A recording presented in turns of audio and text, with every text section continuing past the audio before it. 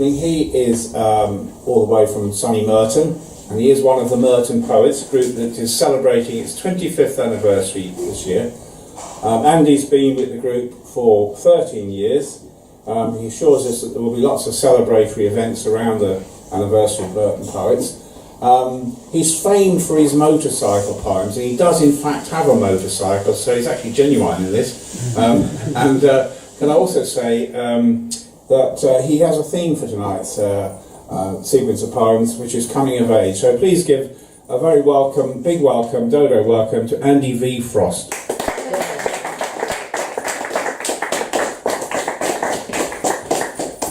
Thank you Patrick.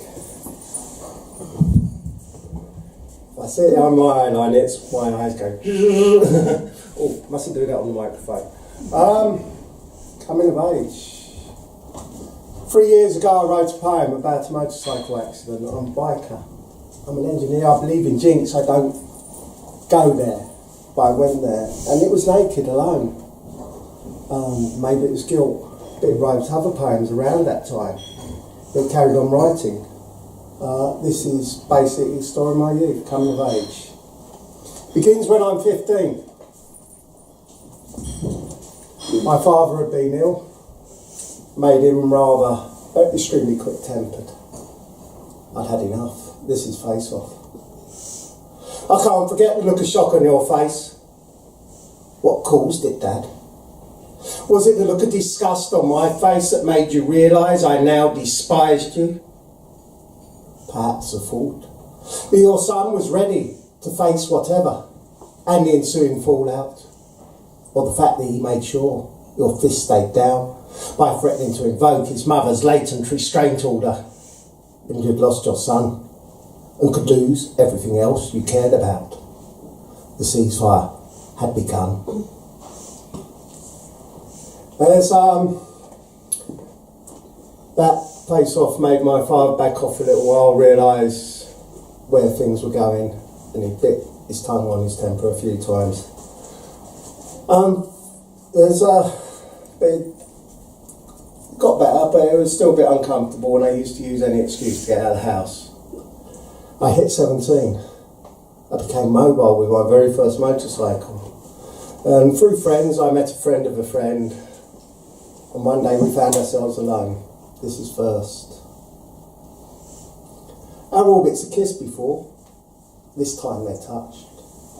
Long enough for us to step off our warring planets onto a neighbouring moon and combine to take the warmth we needed from each other, away from cold conflicts. We laughed, we loved, we lived a lifetime in those few hours. Sadly, our wars at home were at different stages. Our planets parting fast, and we weren't much more than children. I'm ready to leap off into the void and build a planet of our own. I still smile at the sound of her name, a faint hope.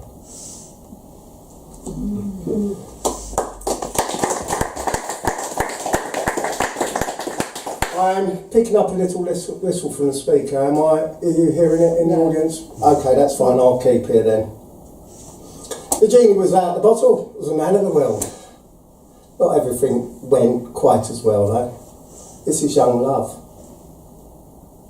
Within a month of first meeting, I was informed that our wedding would be big, white, and she would be attended by 5 bridesmaids. She had already named our children. Imagining 5 little Andy and Jens bouncing in the back of an estate car on the way to our new house.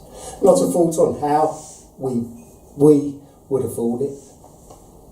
She told me all this at 5 a.m. as we petted goodnight after a fast night's blast. Me squeezing her bum, she waggling it to be sure. Her leather-clad prince stayed hooked. Naturally, I wanted to be there, squeezing her. But I also wanted to get away fast, before she had the chance to announce our upcoming 5-week anniversary, and how we would celebrate it. There is no happy ending. There may well have been, had her dreams been ever so slightly more realistic.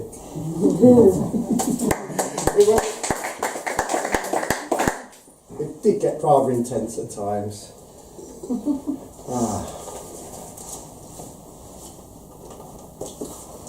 Unfortunately, my father's illness and other circumstances, my mum and dad split up.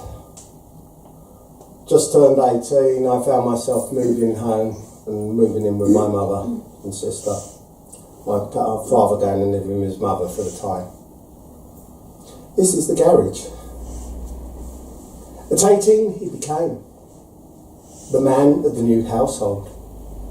A short double garage, his chosen part of the domain. He built a bench, strong enough to rebuild engines on, made his sister some shelves for her new room, accommodated the family's new freezer, and grandmother's homemade wine that saw long evening hours interspersed with long swigs from the bottle, as opposed to taking a break, to make some tea. Though on colder nights he often took a pint glass of hot chocolate with him down the garden to his castle, where he set about repairing or making something new for his new world. Once a week saw him, with a new bucket and sponge full of washing up liquid and hot water, washing his motorcycle, and erasing the surface rust from the chromework with his mother's Duraglit and dusters to make it gleam as new. From his vault he sallied forth, to work the Speedway, Box Hill, to meet friends old and new, and his father, to see if they could speak without raising voices.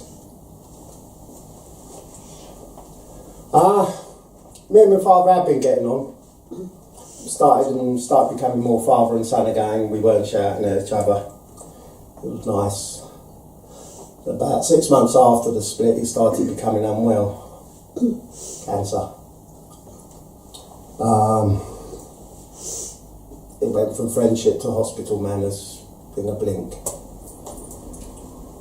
Unfortunately, he succumbed. This is cold. It is dark in spite of the light. A cup. Would you mind if I skip back 5 minutes? I'm most embarrassed to say I left the poem out, and it was about had just moved house. I had, along with new home, I had a new neighbour, Stan, in his late 70s. Saw my motorcycles, told me he was a biker too. I didn't know anything about it anyway. One day I'm working down the garage, and he comes down the garden with a grin on his face. Beckons me over, and you get suspicious 18 when old men do that to you.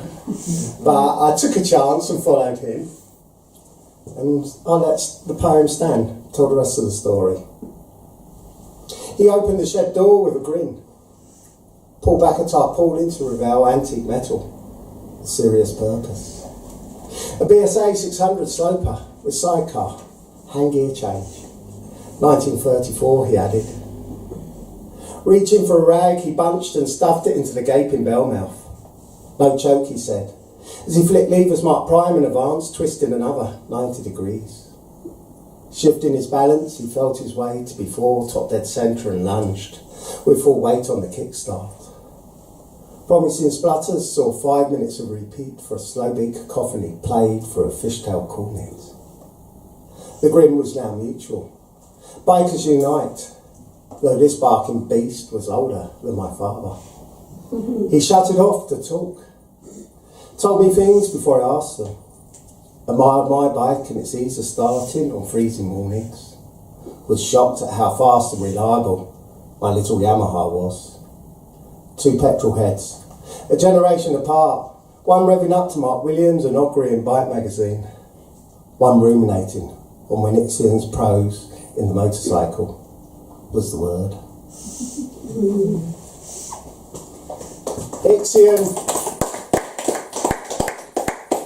Ixian was an early day motorcyclist, and he was riding from about 1898 through to about 1960. And motorcycle was the organ, but Ixian's prose is fantastic. If you ever have a chance to pick up Motorcycle Cavalcade and run away and read it, do so. It is an incredible journal. Now I'm going to slip back to where I was before I maybe left that one out. My apologies about that. My father became ill. This is cold. It is dark in spite of the light. A cold, thin light in a chilled, silent room. You at repose, no longer fighting. Hands lying loose by your side, a faint smile. Your waxwork like pallor has me doubting the reality. After almost 3 years, this is no longer the hospital, just a transit stop on the final journey. I grip the edge of your coffin, lose an internal argument to reach out further. I haven't forgotten your temper, our differences, unsoiled by the illness-induced truce and our newfound accord. The lymphoblast one. Your service and cremation is 2 days away, my birthday and 3. What do I say? Sorry, you can't make my 21st, Dad. I'm sorry. I have no tears for you.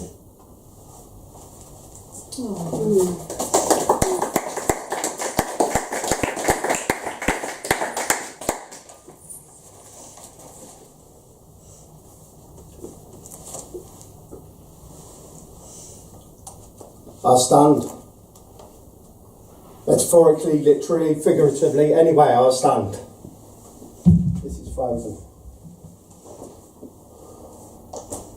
Barely functioning on autopilot. Frozen and numb. Father's cremation yesterday. Today, I'm 21. His rings have no glitter for me. Still, I slip them on.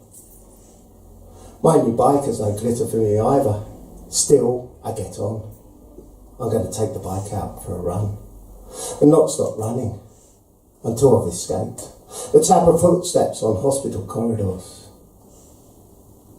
the over-repeated conversations with the patient, the smell of diamorphine and surgical alcohol.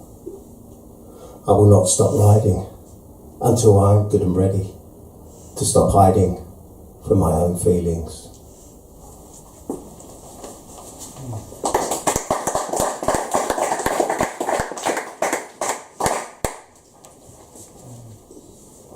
Now, my father wasn't a bad old stick. All fathers get grumpy, and unfortunately illness and circumstances made him a bit worse than some. But he wasn't. He was a better father than many, some. And I can't leave that there. This took me 20 years to really think this way, and another 10 years on top of that to write. For those quality tools that you got me for my 19th when you realised I was a chip off the old block, I'm still using them. Those chats over frames of Paul in the Marsden Games room. That you would have given your life early for that lad on your ward who was a year younger than me. And the love of Simon and Garfunkel, the final gift. The last verse of the boxer is you, fighting to the end. These are good things to sing off, Dad. Good memories. This is the end of the first set. Thank you.